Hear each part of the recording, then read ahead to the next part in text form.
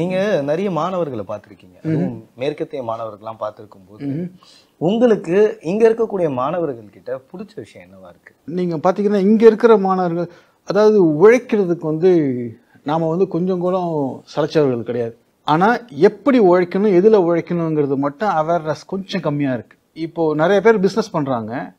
அந்த பிசினஸையே பண்ணி இப்போ ஒரு ப்ராடக்ட் பண்றாங்கன்னா அந்த ப்ராடக்டை இந்தியா லெவல்ல மார்க்கெட் பண்ணலாமா, சென்னை லெவல்ல மார்க்கெட் பண்ணலாமா அப்படிங்கறதோடயே அவங்களுடைய கனவு சிதைஞ்சுது. அப்படி இல்லாம ஒரு ப்ராடக்ட் பண்றோம்னா அதை வேர்ல்டு ஃபுல்லா நம்ம வைக்கணும் அப்படிங்கிற அளவுக்கு ஒரு ஆம்பிஷனை வச்சுக்கணும். ஸோ அந்த ஆம்பிஷனை நம்ம கொடுக்கணும்.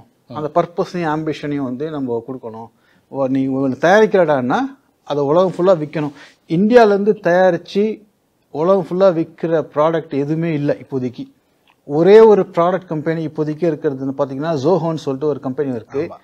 அவங்க தான் இன்னைக்கு ஃபர்ஸ்ட் இந்தியாவில் தயாரிச்ச ஒரு ப்ராடக்ட் உலகம் ஃபுல்லா விற்கிது. பட் இந்தியாவில் கிரியேட் பண்ற ஒரு காரோ, டொயோட்டா மாதிரி ஒரு காரோ, இல்லை BMW மாதிரி ஒரு காரோ, ரோல்ஸ் ராய்ஸ் மாதிரி ஒரு காரோ, இல்ல இந்தியாவில் போயிங் மாதிரி ஒரு பிளேனோ, ஏர்பஸ் மாதிரி ஒரு பிளேனோ நம்ம தயாரிக்கிறது இல்லை, இது வரைக்கும் இல்லை.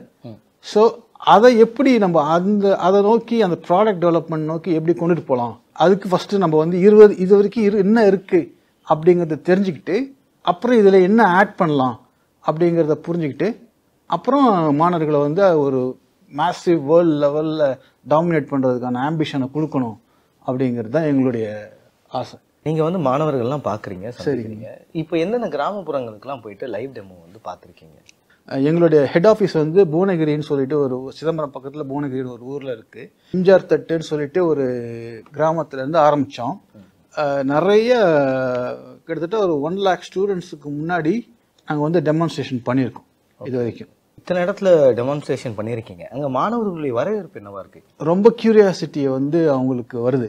எப்படி ஃபீல் பண்றாங்கன்னா, ஒருத்தர் சொன்னார் என்கிட்ட, இது வரைக்கும் நான் எவ்வளோ நாள் வெயில்ல இருந்து உள்ள உட்காந்துட்டு ஃபேனை சுவிட்சை போட்டு கமெண்ட் உட்காந்துக்குவேன். இப்போ நீங்க வந்ததுக்கு அப்புறம் தான் ஃபேன் எப்படி சுத்துதுன்னு சொல்லிட்டு நான் யோசிக்க ஆரம்பிச்சிட்டேன் அப்படின்னு சொல்லி ஒரு மாணவர் சொன்னார் என்கிட்ட.